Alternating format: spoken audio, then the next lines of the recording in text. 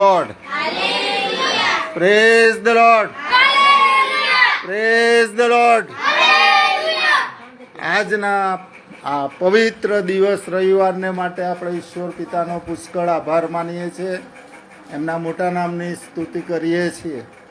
આખું ગયું અઠવાડિયું ખૂબ જ સારી રીતે આપણે પસાર કર્યું છે, કારણ કે આવતાની સાથે જ આપણે પ્રાર્થના વિનંતીમાં કહ્યું હતું કે બધા કેમ છે, કોઈને કશી તકલીફ છે, પરંતુ બધાએ કહ્યું કે ના, ખૂબ જ શાંતિથી સારી રીતે આખું અઠવાડિયું પસાર થયું.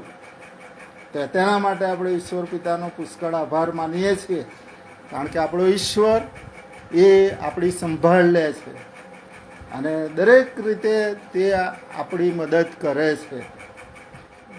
તેમના વચન પ્રમાણે તેમણે આપણને છોડી દીધા નથી કે મૂકી દીધા નથી. એ હંમેશા આપણી સાથેને પાસે રહે છે અને દરેક રીતે આપણું રક્ષણ કરીને એ આપણને ખૂબ જ શાંતિનો આશીર્વાદ આપે છે, તંદુરસ્તી આપે છે, આપણને નિરોગી રાખે છે.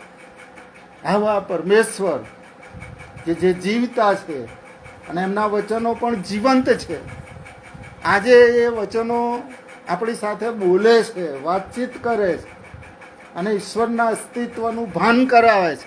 ઈશ્વર પોતે છે, એમની અદ્રશ્ય હાજરી આપણી મધ્ય છે, એવું એ પુરવાર કરે છે. કારણ કે ઈશ્વર એના વચનમાં એવું કહે છે કે હું વચન દ્વારા દર્શન આપું છું. શાના દ્વારા દર્શન આપું છું? વચન દ્વારા દર્શન આપું છું. આ પ્રભુનું વચન છે અને એના દ્વારા પ્રભુ આપણને દર્શન આપે છે. તો એ દર્શન આપણે પામીએ. આપણે કોઈ અહીંયા મૂર્તિ નથી રાખી કે હું તમને નથી બતાવવા માંગતો કે હું અહીંયા બેઠો છું, બરાબર, પણ આપણે ઈશ્વરને માટે અહીંયા આવ્યા છીએ. તો ઈશ્વર ક્યાં છે? તો એ ઈશ્વર આ વચનો દ્વારા પ્રગટ થાય છે. આમેન.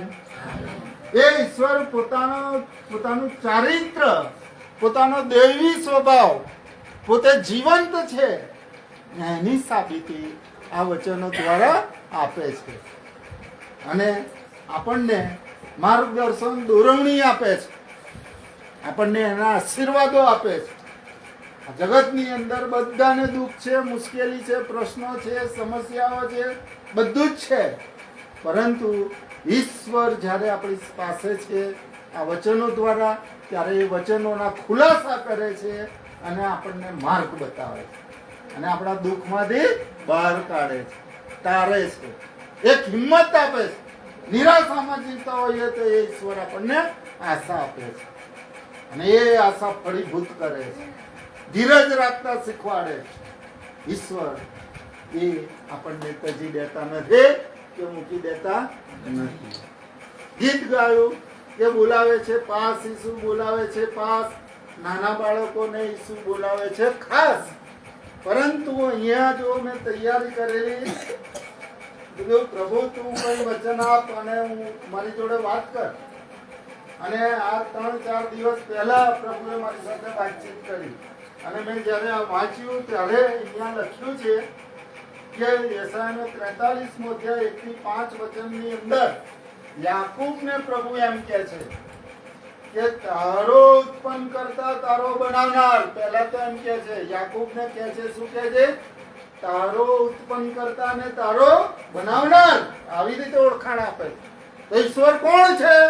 તો પહેલી જ બાબત એ તમારો અને મારો ઉત્પન્ન કરતા છે. આમેન. એ તમારો ને મારો બનાવનાર છે, જીવંત છે. Praise the lord. હાલેલુયા. એ ઈશ્વર પોતાની ઓળખ આપે છે. અહીંયા આપણે જ્યારે બેઠા છીએ ત્યારે એ પોતાનું દર્શન કરાવે છે, એના વચન દ્વારા દર્શન કરાવે છે કે હું તમારો ઉત્પન્ન કરતા છું, તમારો બનાવનાર છું. અને ઈશ્વર શું યાદ કરાવે છે કે મેં તમને માટીમાંથી બનાવ્યા છે. ઉત્પત્તિનો 2 અધ્યાય, આદમને માટીમાંથી બનાવ્યો. અને મેં ફેસબુક ઉપર જોયો તો એક ચિત્ર એવું જોયું હતું કે એ ચિત્રની અંદર 4 બાબતો બતાવેલી. 4 જણને બનાવ્યા, 4 પ્રજાને બનાવી, 4 જ્ઞાતિને બનાવી. તો એકને મુખમાંથી બનાવ્યા, એકને છાતીમાંથી બનાવ્યા, એકને પેટમાંથી બનાવ્યા અને એકને પગમાંથી બનાવ્યા અને આ બધાને જુદા જુદા કામ આપી દીધા અને ઉચ્ચ નીચ ને હલકા ને એવા બધા કહી દીધા. મેં આ ચિત્ર જોયું અને પ્રભુએ મારી સાથે વાત કરી. પ્રભુ કહે છે કે હું પક્ષપાત રાખતો નથી. મેં બધાને ઉચ્ચ હોય કે નીચલી કક્ષામાં હોય દરેક મનુષ્યને મેં માટીમાંથી બનાવ્યા છે. આમેન. એટલે દરેક મનુષ્ય એ જાણે કે એનું બંધારણ માટીનું છે. કોઈ ઉચ્ચ નથી કે કોઈ નીચ નથી. મોંથી બનાવ્યા એટલે જ્ઞાની થઈ ગયા એવું નથી. છાતીમાંથી બનાવ્યા એટલે ક્ષત્રિય થઈ ગયા, બહુ સુરવીર થઈ ગયા એવું નથી. બરાબર. પેટમાંથી બનાવ્યા એટલે બહુ ધંધાદારી થઈ ગયા, એમનો ધંધો બહુ વિકસે છે, વેપાર કરે છે એવું નથી. પગમાંથી બનાવ્યા એટલે લોકોના પગ તળે જ રહેશે, એમને નીચલી કક્ષાના જ કામ કરવાના છે. મારી પાસે એવું નથી. Praise the lord. આ ઈશ્વર આવું કહે છે કે મેં બધાને સરખા બનાવ્યા છે. આમેન. ઈશ્વર પક્ષપાત રાખતા નથી. ઈશ્વર દરેક માણસને યાદ કરાવે છે કે તું ધૂળનો બનેલો છે. આ જગતની અંદર જો ઈશ્વર કોઈને આશીર્વાદિત કરે અને ઊંચાઈ પર જતો રહે અને બહુ ગર્વ કરે, અભિમાન કરે કે મારા જેવો બીજો કોઈ નથી, તો પ્રભુ એને યાદ કરાવે છે કે તું ધૂળમાંથી બનેલો છે, હું તારો ઉત્પન્ન કરતા છું. આમેન. તમે મારા કે જે આકાશ મારું રાજ્યાસન અને પૃથ્વી મારું પાયાસન, એટલે મારા પગ મૂકવાની જગ્યા છે પૃથ્વી. એટલે કે તમે તો મારા પગની ધૂળ સમાન છો. આમેન. એ ઈશ્વર કે આપણે કિંમત વગરના, મૂલ્ય વગરના, વિસાત વગરના, છતાં પણ પ્રભુ આપણને શીખે છે કે પહેલા મને ઓળખો કે હું કોણ છું. તમે મારી દ્રષ્ટિમાં બિલકુલ નજીવા લોકો છો. ઈશ્વર આપણને યાદ કરાવે. તમારું બંધારણ જો મેં તમને માટીમાંથી બનાવ્યા અને કોઈની સાથે પક્ષપાત રાખ્યો નથી. આમેન. પહેલી બાબત તો આપણે આ જોઈ કે તારો ઉત્પન્ન કરતા, તારો બનાવનાર. પછી બીજી બાબતમાં એવું લખે છે કે તારું નામ લઈને બોલાવ્યો છે. શું લઈને બોલાવ્યો છે? તારું નામ લઈને બોલાવ્યો છે. એટલી ગજબની બાબત. આ પૃથ્વી ઉપર જયારે આપણે જીવીએ છીએ, બરાબર, આ પૃથ્વી ઉપર જયારે જીવતા છીએ, આ યાકૂબે એના ભાઈને ઠગેલો, એના બાપને ઠગેલા અને પછી એ નાઠો તો એના મામાને ત્યાં. યાકૂબનો અર્થ જ ઠગ થાય, છેતરપિંડી કરનાર. આ યાકૂબ આવા કામ કરીને પોતાનો જીવ બચાવવા માટે એના મામાને ત્યાં જતો હતો અને પ્રભુએ આવા ઠગને પસંદ કર્યો. આવા ઠગને કીધું કે યાકૂબ, કહે કે મેં તને નામ દઈને બોલાવ્યો છે. આપણને કોઈ જગતના લોકો ઓળખે કે ના ઓળખે, નરેન્દ્ર મોદી સાહેબ આપણને ઓળખે કે ના ઓળખે, અમેરિકાના રાષ્ટ્રપતિ ટ્રમ્પ સાહેબ આપણને ઓળખે કે ના ઓળખે, કશું મન પર લેવાનું નહીં. કશું મન પર લેવાનું નહીં. એ ઓળખ કરતા પણ મોટામાં મોટી ઓળખ એ ઈશ્વરની ઓળખ છે, જેણે આખું જગત બનાવ્યું છે, જે તમામને ઉત્પન્ન કરતા છે. એ પરમેશ્વર એમ કહે છે કે મેં તને નામ દઈને બોલાવ્યો છે. Praise the lord. એ ઈશ્વર તમે જુઓ, એમ કહે છે કે હું આકાશમાંથી બધાને મારા ઘરમાંથી નિહાળું છું, તેમના દરેક કામ ધ્યાનમાં રાખનાર છું. જે ઈશ્વર આકાશમાં બેઠો છે, જીવંત છે, એ હું કહે કે મારી આંખો પૃથ્વી ઉપરના તમામ લોકોનું નિરીક્ષણ કરે છે, કોઈ બચી શકતો નથી. સીસીટીવી કેમેરા જ્યાં લગાવ્યો હોય એટલું જ, જ્યાં એની હદ હોય, લિમિટ હોય, ત્યાં સુધીનું જ બધું દેખાય. હા ને? પણ ઈશ્વરની આંખો એવી છે કે આખી પૃથ્વી ઉપર એ નિરીક્ષણ કરે છે, બધાનું કરે છે. અને પાછા એવું કહે છે કે મેં તને નામ દઈને બોલાવ્યો છે. એનો અર્થ કે હું તને નામથી ઓળખું છું. પછી એ સ્ત્રી હોય, પુરુષ હોય કે બાળક હોય, બધાને કહે છે કે હું નામથી ઓળખું છું. તમે મળ્યા કે નથી મળ્યા, તમે ઈશ્વરને ઓળખો છો કે નહીં, જગતના લોકો ઈશ્વરને ઓળખે છે કે નહીં, પરંતુ ઈશ્વર જે જીવતો પરમેશ્વર છે એ જગતના તમામ લોકોને ઓળખે છે. અને એવા લોકોને ઓળખે છે કે નાનું બચ્ચું ધામણું થયું હોય, એક જ દિવસનું હોય, એને પણ ઓળખે છે. આમેન. એને પણ ઓળખે છે. કહે છે કે તારો ગર્ભ મેં મારી આંખોથી જોયો, તારી રચના તારી માના પેટમાં થતી હતી ત્યારે પણ મારી નજર ત્યાં હતી. આમેન. ત્યાંથી ઓળખે છે. અરે એને જન્મ નતો આપ્યો એ પહેલાથી ઈશ્વર એને ઓળખે છે, કારણ કે એમના વિચારોમાં એ વ્યક્તિ હતી. આમેન. કે હું એને બનાવીશ અને જગતમાં મોકલીશ. આમેન. અને ઈશ્વર કહેવાય. કોઈ મૂર્તિ ઈશ્વર નથી, કોઈ કાલ્પનિક ઈશ્વર નથી, કારણ કે ઈશ્વર એ સર્વજ્ઞ છે અને બધું જ જાણે છે. આમેન. એ ઈશ્વર તમને, મને, જગતના બધા લોકોને ઓળખે છે અને કહે છે કે નામ દઈને બોલાવે છે. શું દઈને બોલાવે છે? પહેલો માણસ બનાવ્યો, એનું નામ આદમ. અને એ આદમે પાપ કરી, ઈશ્વરની આજ્ઞા તોડી અને એને એની પત્ની બંને સંતાઈ ગયા. ઈશ્વર જયારે વાડીમાં ફરવા આવે ત્યારે સંતાઈ ગયા. એમને બીક લાગી કે અમે તો જે નતું કરવાનું એ કરી દીધું. ઈશ્વરે કીધેલું કે આ તમારે કરવાનું નથી, આ વૃક્ષનું ભલું કુંડનું જાણવાનું, આ વૃક્ષનું ફળ ખાવાનું નથી, અને અમે ખાઈ નાખ્યું. અમે જે ઈશ્વરની આજ્ઞાનું ઉલ્લંઘન કર્યું એટલે એમને બીક લાગી શિક્ષાની, અને પછી એ સંતાઈ ગયા. ત્યારે ઈશ્વરે એને નામ દઈને બોલાવ્યું. શું કીધું? આદમ, આદમ તું ક્યાં છે? બહાર આવ. Praise the lord. ઈશ્વર જાણે છે, શરૂઆતથી જ જાણે, પહેલા માણસના નામથી જ બધાને જાણે છે.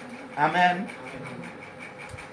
તમને ઘણા બધા દાખલા બતાવો બાઇબલની અંદર કે જે લોકોએ પ્રભુને જોયા નતા, જે લોકોએ પ્રભુને ઓળખ્યા નતા, એવા લોકોને પ્રભુ નામ દઈને બોલાવે, વાત કરે છે. પછી એ સારા હોય કે ખરાબ હોય, પરંતુ નામ દઈને બોલાવે. સારાના માટે સારી યોજનાઓ લઈને પ્રભુ નામ દઈને બોલાવે છે. આમેન. અને ખરાબ લોકોને બોલાવે છે, એટલા માટે બોલાવે છે નામ દઈને કે તું ભાઈ આ ખરાબ રસ્તેથી સીધા માર્ગમાં આવી જા, સારા માર્ગમાં આવી જા. આમેન. બંને બાજુ કામ કરે છે ઈશ્વર.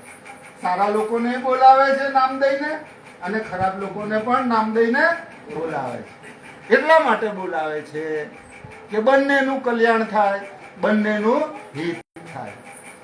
અહીંયા આપણે જોઈએ છે કે પ્રભુ નામ દઈને બોલાવે છે. સૌથી પ્રથમ આપણે જોયું આદમને નામ દઈને બોલાવે છે. નિર્ગમનનો 3 અધ્યાય 1 થી 5 વચનની અંદર મૂસા જ્યારે પહાડ ઉપર પોતાના ઘેટા બકરા ચરાવતો હતો, એવા સમયે એક વૃક્ષ સળગતું હતું, અગ્નિ અંદર પ્રગટેલો હતો, પરંતુ એ વૃક્ષ બળીને ખાક થતું નહોતું. એવા સમયે મૂસા ત્યાં નજીક જોવા જાય છે, ત્યારે અગ્નિમાંથી પ્રત્યુત્તર આવે છે, ઉત્તર આવે છે. મૂસા, મૂસા નામ દઈને પ્રભુ વાત કરે છે. આમેન. એ વ્યક્તિ સાથે પ્રભુ નામ દઈને વાત કરે. મૂસા, મૂસા તું આગળ ના વધીશ, આ પવિત્ર જગ્યા છે, તું ત્યાં જ રહે, અને તારા જોડા ત્યાંથી તું ઉતારી નાખ, તારા પગમાંથી ઉતારી લે. આ પ્રભુ કે જે આપણને નામ દઈને ઓળખે છે અને નામ દઈને બોલાવે છે. જગતના તમામ લોકોને પ્રભુ ઓળખે છે અને બધા લોકોને બોલાવે છે. આવો જગના લોક સગડા ઈસુ રાજા બોલાવે છે. આવું ગીત છે. આવો જગના લોક સગડા ઈસુ રાજા બોલાવે છે. નામ દઈને બોલાવે. ઘણા સાંભળે છે, ઘણા નથી સાંભળતા, કારણ કે જગતની અંદર એટલો બધો ઘોંઘાટ છે હા ને?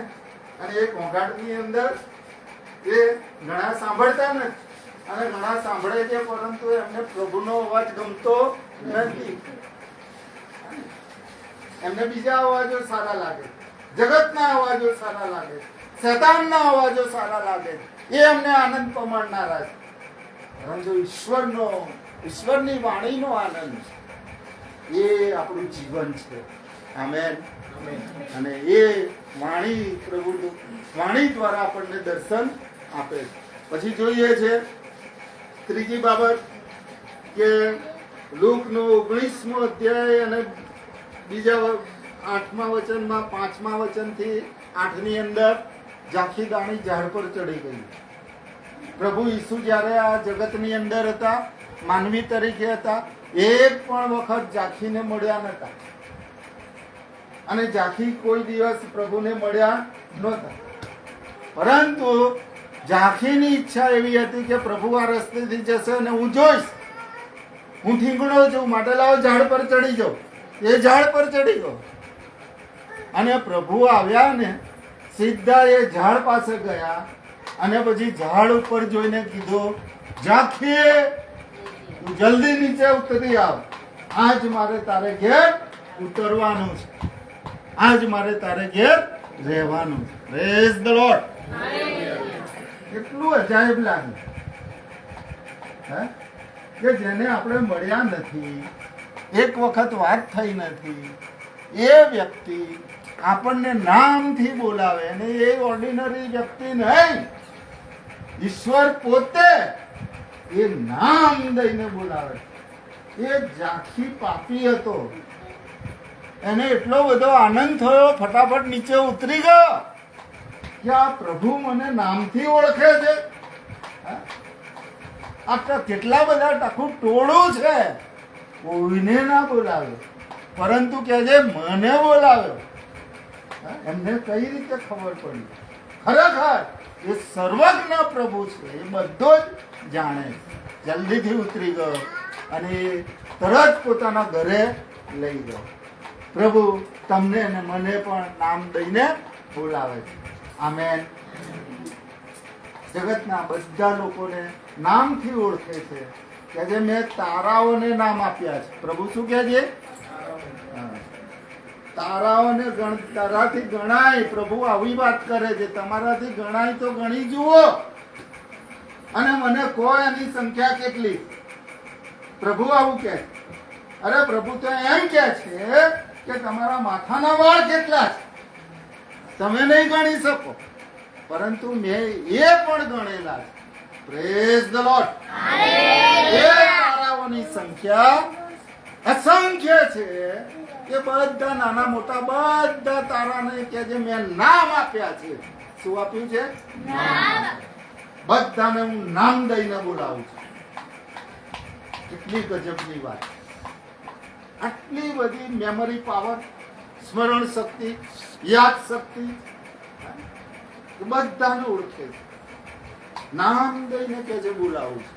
જગતની અંદર આટલા બધા મનુષ્યો, જીવતા મનુષ્યો, ખાલી ભારતના 33 કેટલા થઈ ગયા? 40 કરોડ, 34 કરોડ કે એટલે આજુબાજુ થઈ ગયા. હે ને? આટલા બધા થઈ ગયા. ભારતના આટલા લોકોને જે નામથી ઓળખે છે, તારા વિદેશોના કેટલા બધા થયા? કેટલી બધી સંખ્યા થઈ? પ્રભુ કહે છે આ બધાને હું નામથી ઓળખું છું. આમેન.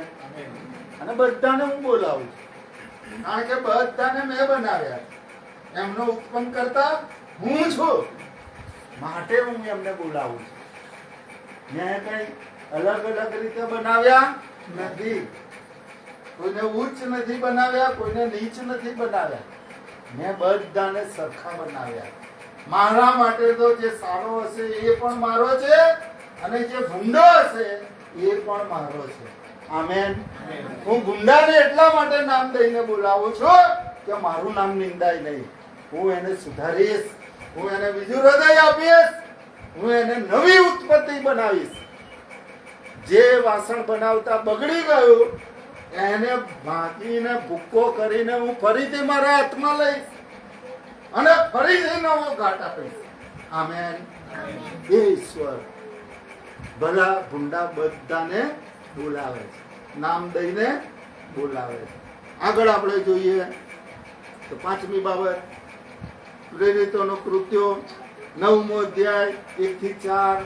જે સાઉલ હતો, જે ખ્રિસ્તી લોકોની સતાવણી કરતો હતો, પ્રભુ ઈસુ ખ્રિસ્ત આ જગતમાં વધસ્તંભે ચડાયા, મરાયા, દટાયા, 3જા દિવસે પુનરુત્થાન પામ્યા, 40 દિવસ સુધી આ પૃથ્વી ઉપર રહ્યા અને પછી સ્વર્ગમાં જતા રહ્યા.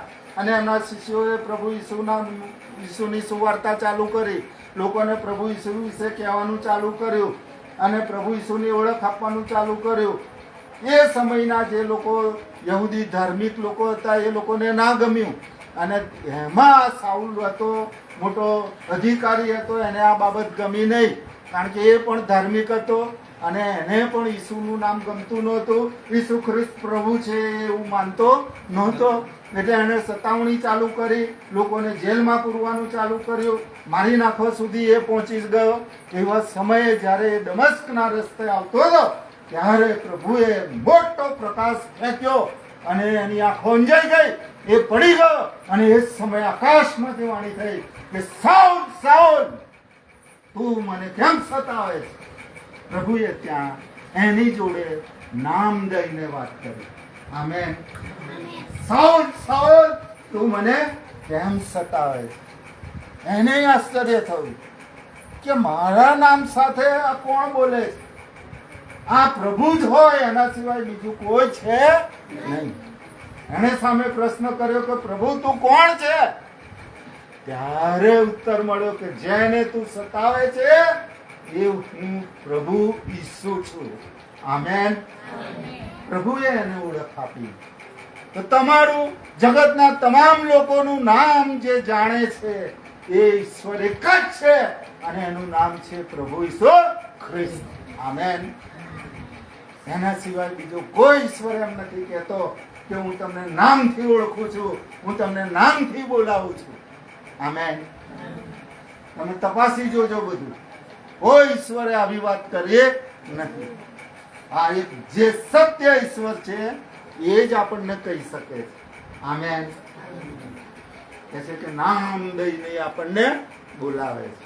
યાકૂબને બોલાવ્યો, ઠગ હતો પરંતુ એનું જીવન બદલાઈ ગયું. આમેન.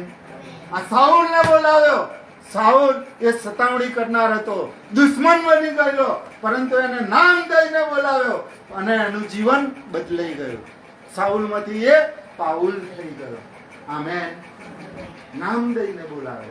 આજે તમે ગફલતમાં ના રહેશો. પ્રભુ ઈસુ અહીંના તમામ લોકોને નામ દઈને બોલાવે છે. તમે સારા છો, વેલકમ, પ્રેઝ ધ લોર્ડ, પ્રભુની સ્તુતિ થાવ. તમે ભૂંડા છો તો પણ તમે બીસો નહીં. પ્રભુના એ અવાજને ધ્યાનમાં લો, આવો, બેસો. પ્રભુ બધું જ તમારા માટે સારું કરશે. આમેન. તમે જે રસ્તે જાઓ છો એ રસ્તેથી પાછા વળી નહીં શકો. તમને એવો વિશ્વાસ હોય કે હવે તો હું બહુ આગળ નીકળી ગયો છું, પરંતુ હવે ભૂંડા માર્ગમાંથી પાછો વળી શકું એવો નથી. મારાથી આ છૂટી શકે એવું નથી, મારાથી આ થઈ શકે એવું નથી.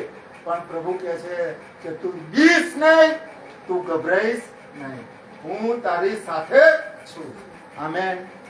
હું તને એમાંથી છોડાવીશ, બહાર કાઢીશ, કારણ કે મેં તને નામ દઈને બોલાવ્યો છે. સ્ત્રીઓને પણ કીધું, દૂતને મોકલ્યો. જ્યારે પ્રભુ ઈસુને જન્મ લેવાનો હતો આ જગતની અંદર, ત્યારે સ્ત્રી પસંદ કરવાની, કુંવારી. બરાબર. એક સ્ત્રી હતી, છોકરી જેને કહેવાય, મરિયમ નામ હતું, કુંવારી હતી. પ્રભુના દૂતને મોકલ્યો. શું કહીને મોકલ્યો હશે? નામ દઈને ઓળખ આપી હશે. ફલાણા જગ્યાએ જા, ત્યાં આગળ એક છોકરી હશે, એનું નામ આ છે, તું જઈને મારો સંદેશો આપજો. આમેન. અને એ દૂત ત્યાં ગયો અને પહેલું જ કીધું કે હે કૃપા પામેલી, તું સુખી રહે. પહેલો જ આશીર્વાદ આપ્યો કે તું પરમેશ્વરની દ્રષ્ટિમાં કૃપા પામી છે, તું સૌભાગ્યશાળી છે કે પરમેશ્વરે તને યાદ કરી. અને તરત જ પછી કહે છે કે એ મરિયમ, એ બી ગઈ. કહે છે કે એ મરિયમ, તું બીસ નહીં. Praise the lord. એ સ્ત્રી, એ કુંવારી છોકરી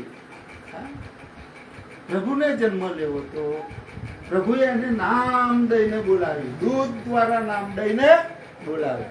આમેન. પ્રભુ પક્ષપાત કરતા નથી. આમેન. નાનું બાળક સમુએલ, એ પ્રભુ મંદિરની અંદર હતું, સૂઈ રહેલું કરાર કોષની બાજુમાં, અને પ્રભુએ એને નામ દઈને બોલાવ્યું. નાનું બાળક 4-5 વર્ષનું, Samuel, Samuel. Praise the lord. જો સ્ત્રીને બોલાવી, પુરુષોને બોલાવ્યા, નાના બાળકોને બોલાવ્યા. પ્રભુ નામથી ઓળખે છે. આમેન. જેને આપણને ઉત્પન્ન કર્યા છે એ આપણને નામથી ઓળખે છે.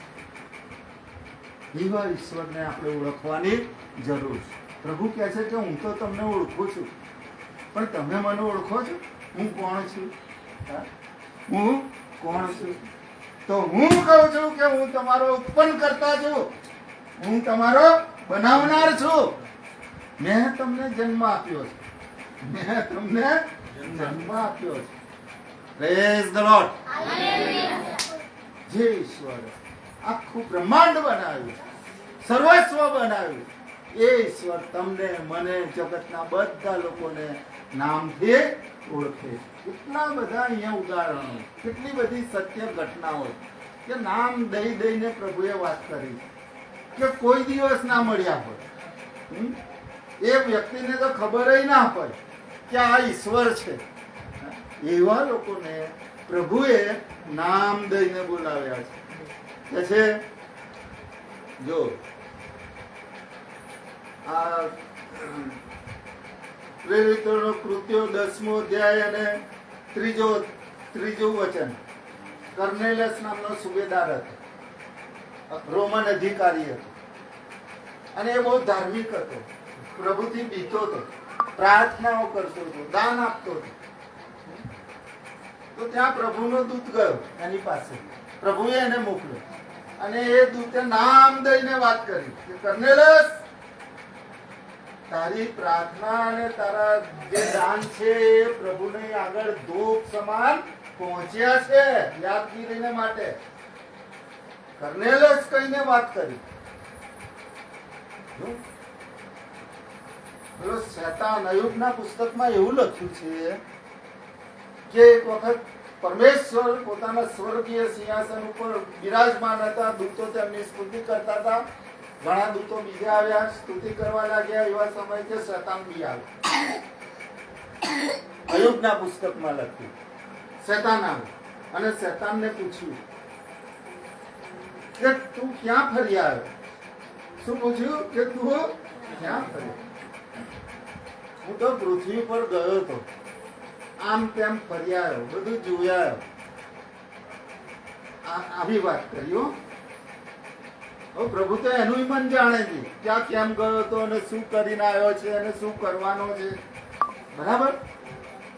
તો પ્રભુએ એને સામે પ્રશ્ન કર્યો કે તું પૃથ્વી પર ગયો, આમ તેમ ફર્યો, તો તે શું મારા સેવક અય્યુબને લક્ષમાં લીધો? Praise the lord. પ્રભુ સ્વર્ગમાં છે, અય્યુબને મળ્યા નથી, અય્યુબ નીચે રહે છે. અય્યુબ પ્રભુની બીક રાખીને જીવન જીવે છે, પ્રાર્થનાઓ કરે છે, ન્યાયથી જીવે છે. એ અય્યુબની નોંધ ઈશ્વર લે છે, નામથી ઓળખે છે. શેતાનને કીધું કે તે શું મારા સેવક અય્યુબને લક્ષમાં લીધો? કેટલી ગજબની વાત. શેતાનને ચેલેન્જ આપી કે તું આમ તેમ ફર્યો, તને બધા ગુંડા તો મળ્યા હશે, તે બધાને ભમાવી દીધા, એવા લોકોને તો તું ત્યાં જોયા હશે, પરંતુ જે તારા ભમાવ્યાથી પણ નથી ભમ્યો, એવા સેવક, મારા સેવકને લક્ષમાં લીધો. એટલે આપણો ઉત્પન્ન કરતા બધાને ઓળખે છે. આમેન. અને નામ દઈને બોલાવે છે, દરેકને એ નામ દઈને બોલાવે છે. એટલા માટે બોલાવે છે કે જો આપણે સારા છીએ તો ઈશ્વર વધારે સારા બનાવશે, એક બાબત. અને બીજું, તે તેના મહિમાને અર્થે આપણો ઉપયોગ કરશે. જે હેતુસર આપણને બનાવ્યા છે અને એ હેતુ પૂર્ણ કરવાનું આપણે ચૂકી ગયા છીએ, તો ઈશ્વર આ સમયે તમને એ હેતુ પૂર્ણ કરવા માટે ઘાટ આપશે અને તમારો માર્ગ તૈયાર કરશે. આમેન.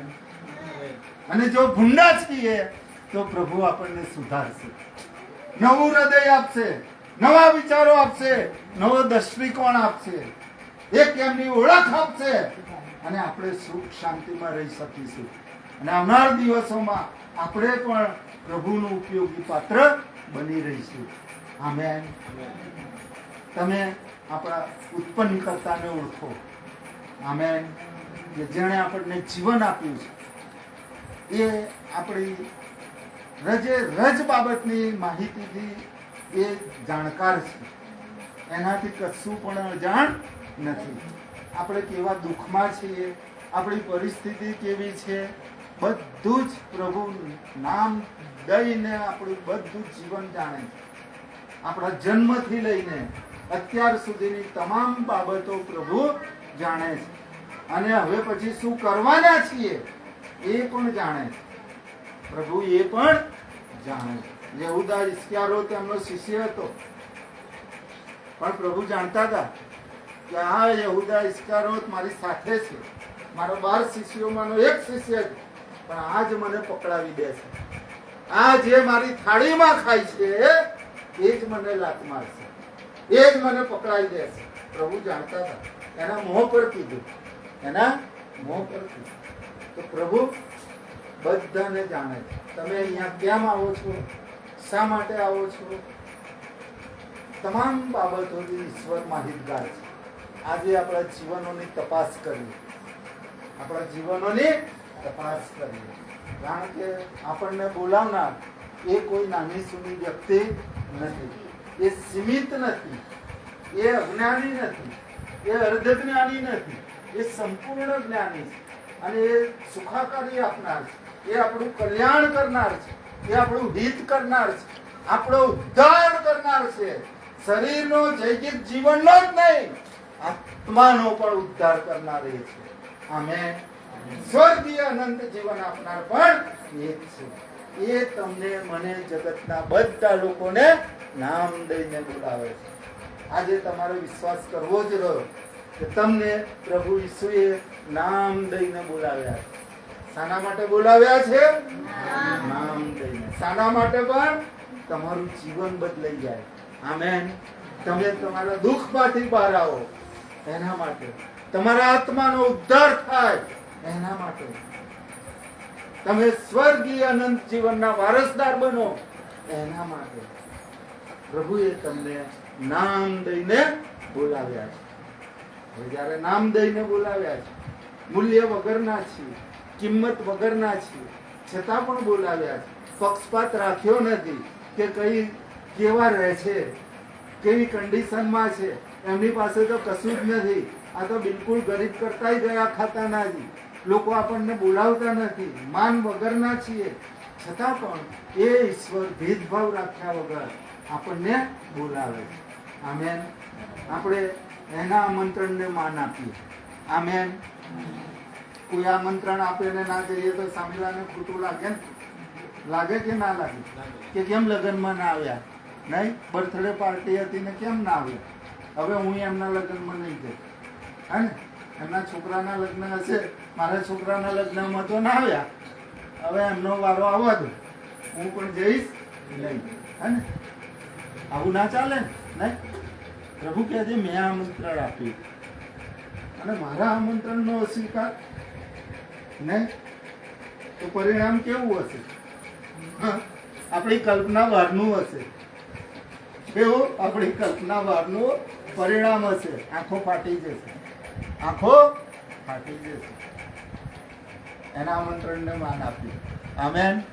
પ્રભુ એમ કરવા માટે આપણા બધાની સહાય અને મદદ કરે. આવનાર દિવસોમાં તમે વધુ ને વધુ પ્રભુની સાથે રહો, પ્રભુ ઈસુને ઓળખો અને એના માર્ગમાં ચાલો અને પ્રભુના પ્રભુની યોજનામાં તમે આગળ વધો. પ્રભુ તમારો પણ ઉપયોગ કરશે, જ્ઞાન બુદ્ધિ ડાપણથી ભરી દેશે, તમને આશીર્વાદિત કરશે, તમારા પરિવારને આશીર્વાદિત કરશે, તમારા દ્વારા બીજાઓને પણ આશીર્વાદિત કરશે. પ્રભુ તમને પુષ્કળ પુષ્કળ આશીર્વાદ આપો. સાંભળનાર દરેકને પ્રભુ પુષ્કળ આશીર્વાદ આપે. ઓનલાઈન જેઓ સાંભળે છે તેમને પણ આપણે પ્રેમી સલામ પાઠવીએ છીએ. તેઓને પણ આપણે આશીર્વાદ આપીએ છીએ પ્રભુ ઈસુના નામમાં, કે પ્રભુએ તેમને પણ નામ દઈને બોલાવ્યા છે, ચોક્કસ હેતુસર બોલાવ્યા છે.